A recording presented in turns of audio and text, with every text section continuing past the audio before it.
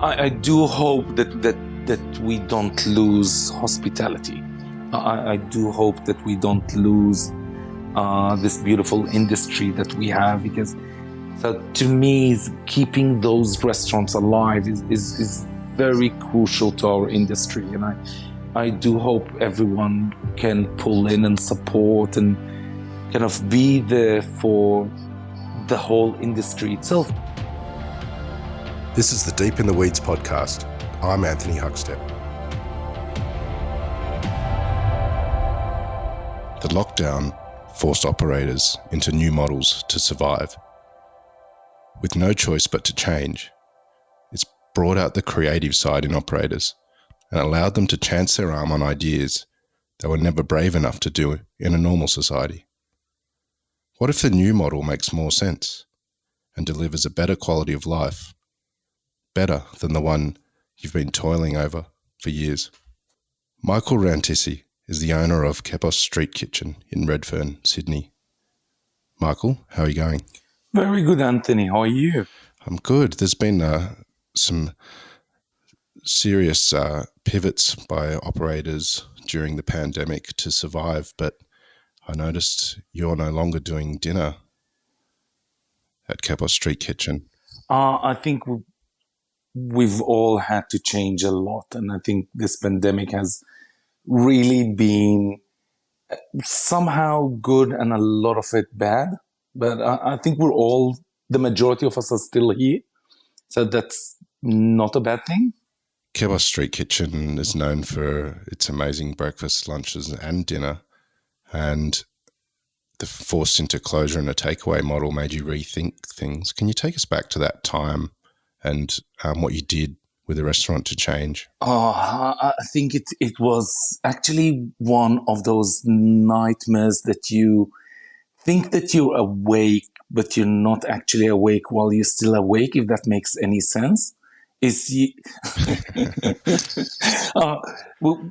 have the two venues between the Kepos Street Kitchen and Kepos & Co. And kind of it all overnight started changing. It just was from big functions 2 weeks prior to the whole pandemic starting, and kind of going through that whole, we were predicting it is our best year in record, and we're very excited of how the year has been panning towards us. And I think it all hits you all at once. You just don't know how to prepare what you actually need to do or what is expected from you. It just changes overnight. And I think it makes you think for a little bit that you had to shut your systems down to be able to reset things back. It's like an iPhone. You have sometimes to just turn the iPhone off to be able to turn it on and all your apps go back in place. So in our head, we had to change things around. And with Kepos & Co., we had to shut it totally through the whole pandemic till the 10 people rule came through. But with Kepos Street Kitchen, I just could not deal with the world. When you see your child and that's your restaurant is a child of yours, because you put so many emotions in your business. And I think a business without a soul is not actually a business, especially in hospitality. You put so much soul and heart into what you actually do. So when you see your baby just drowning day by day, things changing around you, rules and regulations just getting tougher and tougher, and you just wake up in the morning and go, I really don't want to deal with the world at the moment. I just want to pull back for a little bit and understand what has actually just happened. What was the impact on staff and the businesses, given that you had to shut one down? I think it did impact staff. It did impact people that are on sponsorship. It did impact staff that were on student visas. It did impact kind of the uncertainty. I think as humans, we like to know when we wake up in the morning, we have a plan. And when there is no plan and there is nothing you can actually plan, when you take a break for 2 weeks, you're going back to somewhere. But with the first round, we just did not know how long is it going to last for? How are people going to react to what we're doing? Is shutting the right thing? I think we all dealt with a lot of emotions because we care about what we actually do. So the emotion just impacts you as your first kind of initial thing is, I feel so heartbroken at the moment and I just need to heal.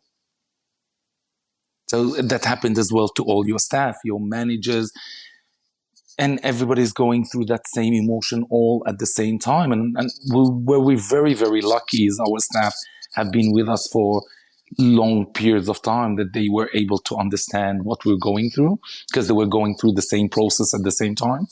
What were some of the things that you did to adapt during that time? I know you offered a takeaway model, but then you ended up opening again. But the Kepos Street Kitchen model changed after you had a chance to reset. We definitely needed to change it. It all started by absolute kind of, not mistake is the right word, but kind of, when you need to be creative, you need to be creative. And a couple of weeks prior to the whole shutdown, I did a function for a friend of mine that owns the Char Grill Charlie's chain. And when we shut down, I did this really kind of feel sorry for myself kind of post. And he called me and he goes, Michael, let's sit down and have a conversation. And I go, sure. He goes, look, it's an opportunity for kind of just starting for you back again. So we ended up having a chat and he goes, why don't you start doing a Kepos product for all my takeaway shops, because takeaway is doing okay at the moment. So why don't you just open and do some products for me for my deli? And I thought that was actually a brilliant idea, just to bring back the staff, just to kind of the ones that are on sponsorship and the ones that needed our assistance and help. And they are family because you work with those people for so many hours a day and you see them constantly and you can deal with their suffering, even that you're dealing with your own at the same time. So with Charlie Grill Charlie's, we started doing a line of product for them under Kepos, and kind of because they were more in the eastern suburbs. So it was the perfect kind of way for our customer base not to leave their local area, because at one stage we were all just staying locally and supporting our local businesses. And to get my product to my customer was not as easy as kind of being in a location where your customer base is around you all the time.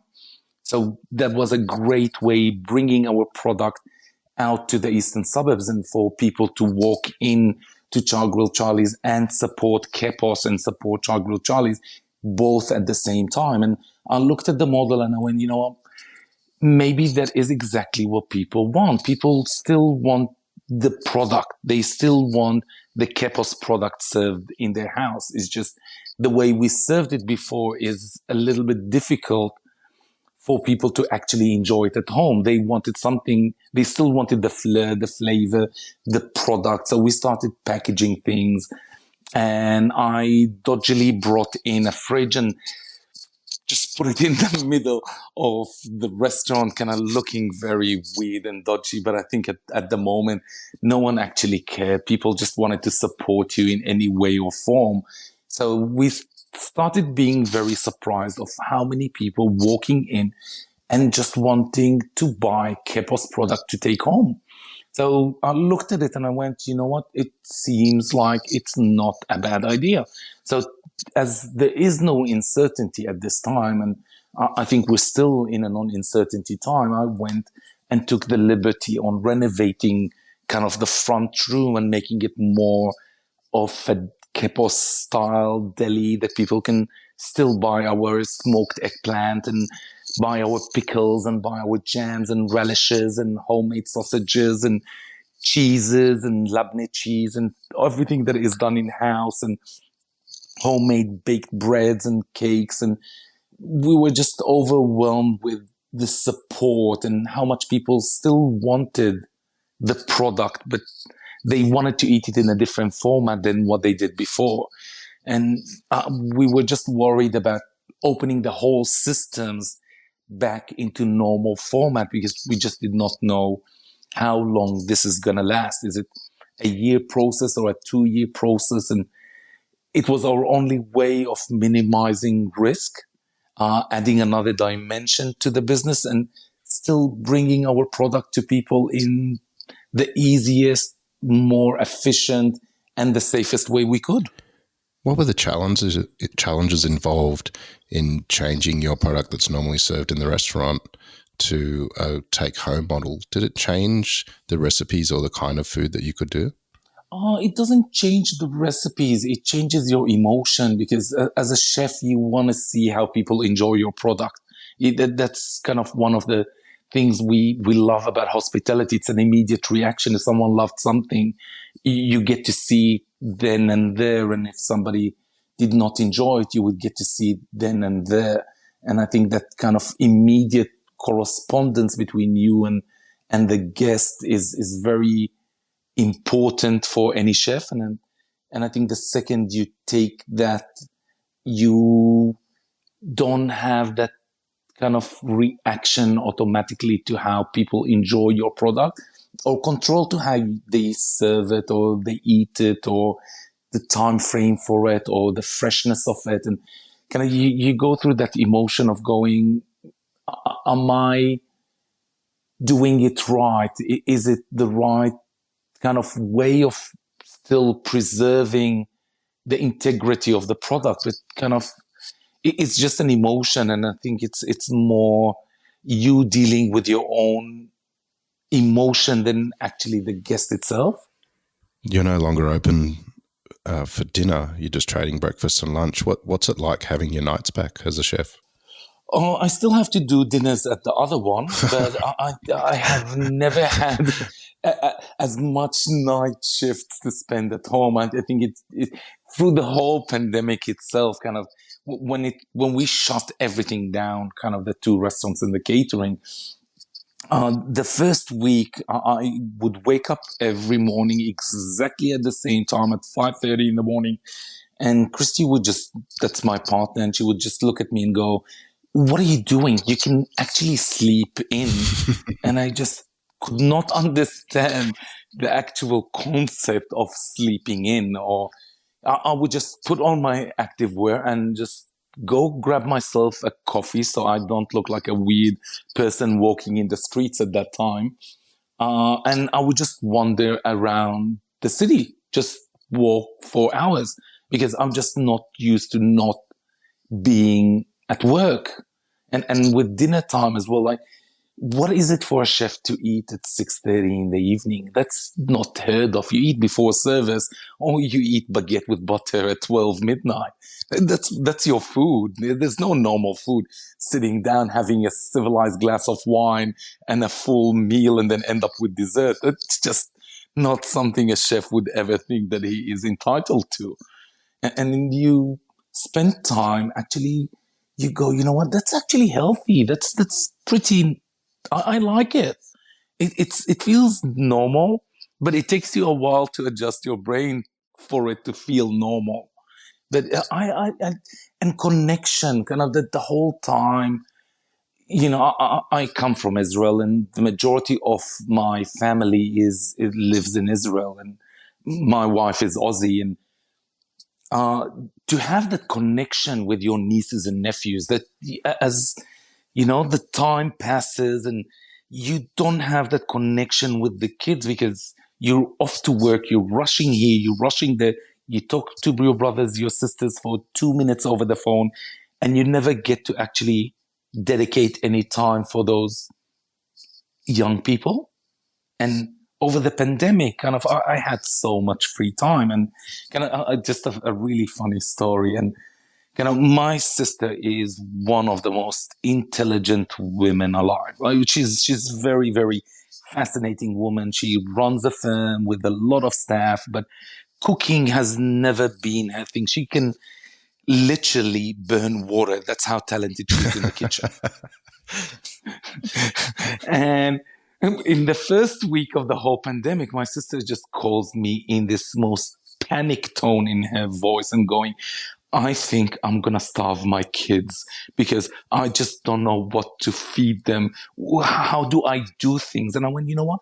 I've got all this time in the world sitting around and doing nothing, really doing nothing. And I went, you know what, Grace? We will have a cooking class on every day. So it started with one cooking class of doing things because they were on total shutdown, a bit like Melbourne at the moment.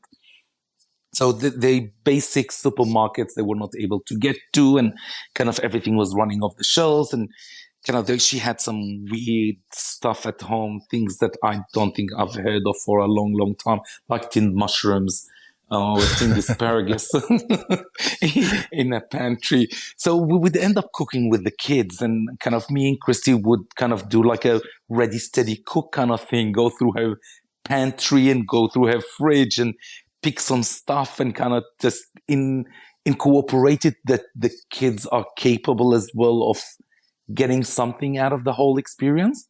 And then it ended up that my sister-in-law wanted to tag onto it, and my other sister wanted to tag onto it. And I think my mom is an extraordinary cook, and my mom got a bit jealous that everybody was tagging on to the whole kind of cooking with Michael, that she ended up wanting to incorporate her cooking classes within the whole thing. So it was actually so much fun spending with the nieces and nephews on the other side of the world, and connecting with my sister and giving her a skill that she did not actually believe that she had in her.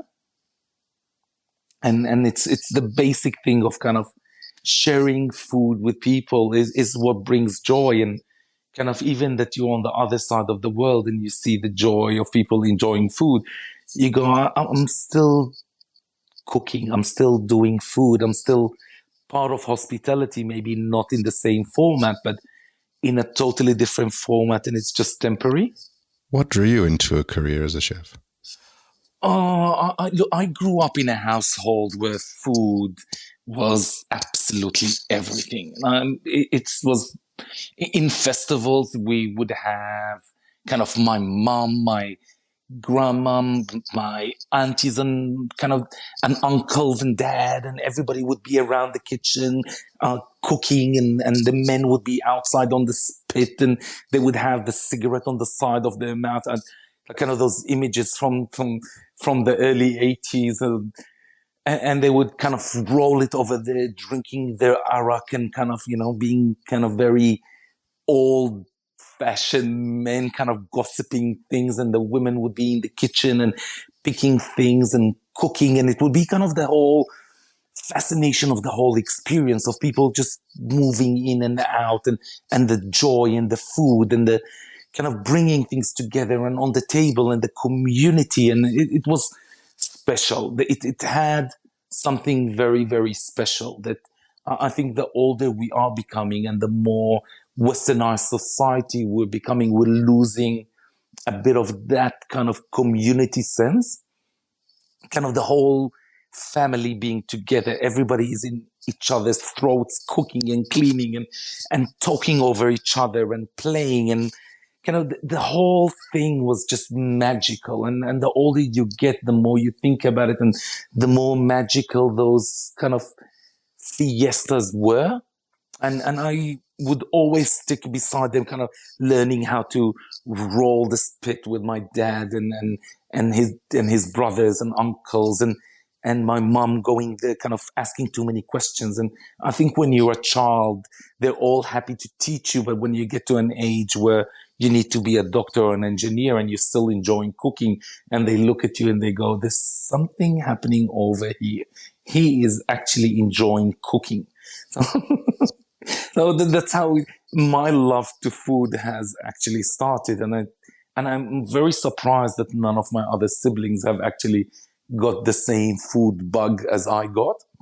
And I think in the age of 13, I asked my dad to buy me a pair of kind of Puma shoes that just came into fashion at that moment, and kind of, it was, well, I'm one of five in a family of kind of, we were seven with my parents, and, they put us through private schools and they did a lot of things, and now you understand more things. But I think there were things that he needed to cut a little bit of edges to, and he didn't need to buy the top end shoe for his kids to just make them happy all the time. So he said, no, you can only get the stock standard shoe for school, and you're not going to get this kind of shoe. So and he just looked at me and went, if you want whatever shoe you want, you have to work for it. And he actually did not really mean what he actually said, but I took his words literally. So a 13-year-old child wandering around the streets of Tel Aviv, walking into restaurants and asking them if they need an assistant. And I think the majority were just looking, going, what the hell is this child actually doing? Till really one restaurant went, you know what, we do need a kitchen hand.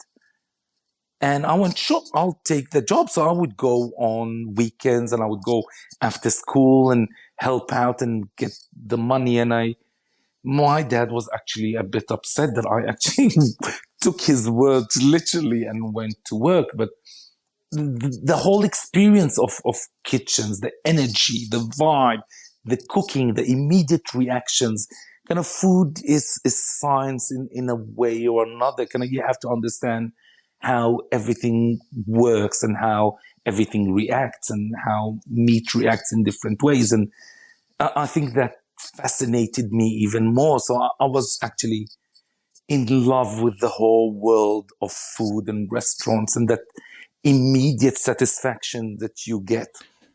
Your cuisine is sort of a modern Middle Eastern with a bit of Mediterranean twist. Can you tell us about your food? And is there a couple of dishes that stand out that sort of exemplify what you do? I've got a fascinating story for you regarding the whole cuisine thing, because my qualifications is mostly French cuisine. So all I did all my life is do French cuisine, from working for Serge Dansereau as his sous chef, and kind of that's in Sydney at the Bathers Pavilion. And kind of all I did all my life was French cuisine, because cooking Middle Eastern food in Israel was not sophisticated enough. And I think as a chef, you want to do everything that you were not raised to eat. So I think you always wanted the challenge. And only 8 years ago, because you would have guests over at your house, but you would never end up cooking Mediterranean food. You would never end up cooking French food, because the whole procedure of kind of having a degustation of this at home never seemed normal for me to host. So hosting is what I got used to from my mom. It's things that you get ingrained to as a child. And the whole kind of experience of hosting people is different to how you serve them in a restaurant. So I would cook the food that I grew up eating all my life when guests would come over for dinner, and friends and Christy's family, that they were never exposed to that kind of cuisine, the Mediterranean cuisine. So I would cook it more at home, and everybody would just go, Michael, I think you're crazy that you're doing French cuisine and you're not doing this kind of food. So that's how kind of slowly everybody's been brainwashing me. Michael, you need to do this. You need to start this kind of food and serving it to people. And that was even before the whole Mediterranean thing became very popular in Australia. And people were introduced to the whole kind of additional authors like Ottolenghi that helped a lot. And kind of there's been a lot of influence in the last couple of years towards that cuisine.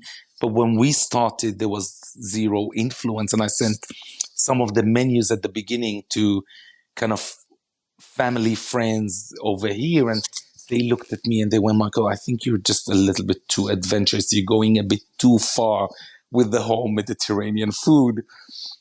So we opened Kepos Street Kitchen, and that as well is a story by itself. Sorry, there is just too many stories, Anthony. Please, that's what we're here for. Too many funny ones. So when we opened, kind of, we did not expect, and I went, you know what? If I am doing it, I'm doing it the way I want. I'm not doing it the way anyone else wants me to do it. So I did not care about what the criticism of everybody going, you know what, you need to have more Western food on the menu. And I went, if people are coming for this, they're coming for this. They're not coming for something else. So, but when we opened, the amount of response that we got was just kind of, we got a hat in just less than a couple of months of operating. And that was kind of overwhelming for this peasant food that, you know, I always thought of it as peasant food, and kind of the falafel and the hummus and all of those salads, and kind of we try to modernize. And to me, Christy is my classic kind of food recipe tester, because I would kind of cook food and go, Christy, what do you think? Because she's the Aussie girl and I'm the Middle Eastern boy, and kind of I would try to check if kind of the palate and the flavor and everything kind of, does she enjoy it? Is it too spicy, or too much cumin, or too much this or too much that? And kind of, and then you would get that response from customers walking into the place, and you would just go, oh my God, I just did not actually believe. Kind of the first week we opened, we had a queue out of the door, and you just go, whoa, I'm just so overwhelmed at the moment that I just can't believe that this is really happening. So yeah, classical. I try not to have things on the menu that are kind of a permanent there. It's just changes within season. The falafel and the hummus, because they're just classical things. They're there all the time. But kind of all those beautiful salads and vegetables and grains and pulses and fish and seafood, and kind of that's what Mediterranean food is all about. Kind of freshness and lightness and vegetables and cooked in different ways, and having all that fragrance from the freshly toasted cumin seeds, and a little bit of a drizzle of honey and a lot of olive oil, and kind of that what makes, and a lot of herbs, because it just makes food happy, very happy. Given the model that you've switched to, which has become quite successful given the circumstances, what's your feelings moving forward given the lockdown that's happened in Melbourne and a few cases in Sydney? How are you feeling about all of that?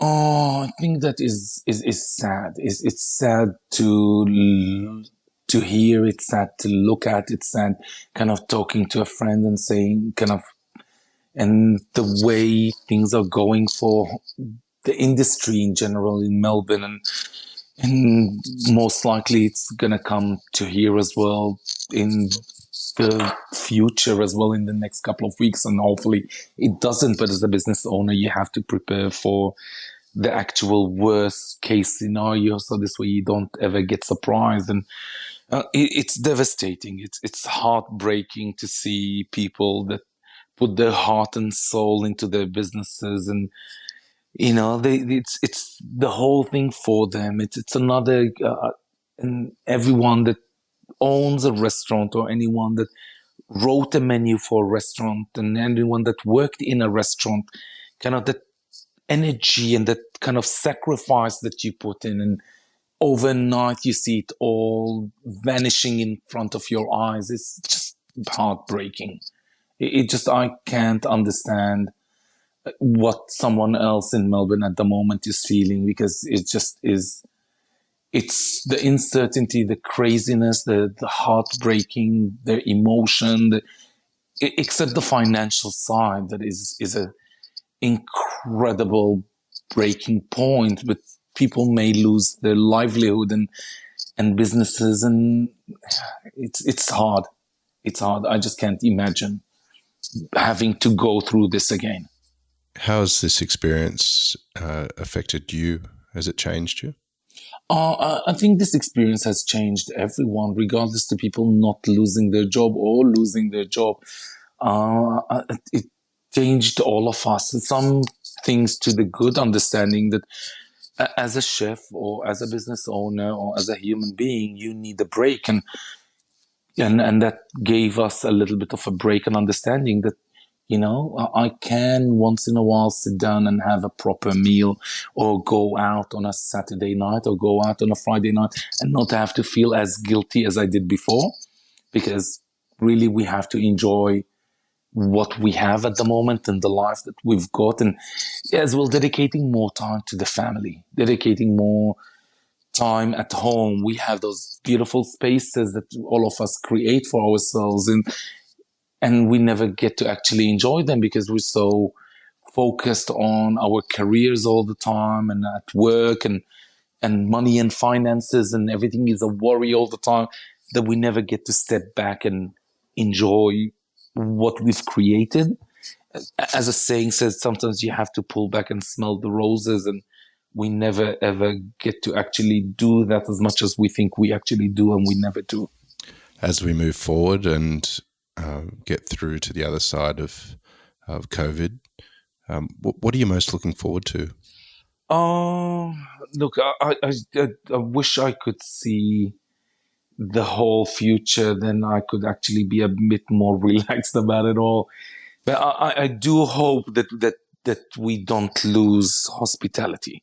I do hope that we don't lose this beautiful industry that we have, because my biggest worry is more the higher end restaurants and the more fine dining, because without fine dining, I wouldn't be in the position that I'm in, and I wouldn't have the restaurants that I've got. And that is the first thing that is going to vanish, is those extraordinary fine dining restaurants that give all these young chefs these extraordinary experience and knowledge and ability and thinking and perfectionist and attention to detail that you would not get in any other restaurants except fine dining restaurants. There's a reason why you pay the price you pay for your dinner in a fine dining restaurant, is all that detail that goes behind the scene, that without all of that experience, I wouldn't be able to do what I'm doing at the moment. And can you just imagine if that whole part of the industry is vanished? What next generation are we going to get of food, and how is food going to actually look like? And so to me, keeping those restaurants alive is very crucial to our industry. And I do hope everyone can pull in and support and kind of be there for the whole industry itself and people in general. I think we need to be just a bit kinder people to everyone around. Well, I tend to agree, and I couldn't sum it up better myself. Michael, you've been absolutely amazing to talk to, and your stories are just bloody inspirational. So please keep in contact, and we'll catch up with you down the line and see how the new Kepos Street Kitchen is going without nighttime trade. Thank you so much, Anthony, for having me. I've really enjoyed talking through my stories. We'll keep in touch and talk soon. Look forward to it. Thanks, Anthony. This is the Deep in the Weeds podcast. I'm Anthony Huckstep. Stay tuned as we share the stories of Australia's hospo community, suppliers and producers in search of hope during this pandemic. Special thanks to executive producer Rob Locke for making this all happen. Follow us on Instagram at Deep in the Weeds Podcast, or email us at podcast@deepintheweeds.com.au. Stay safe and be well.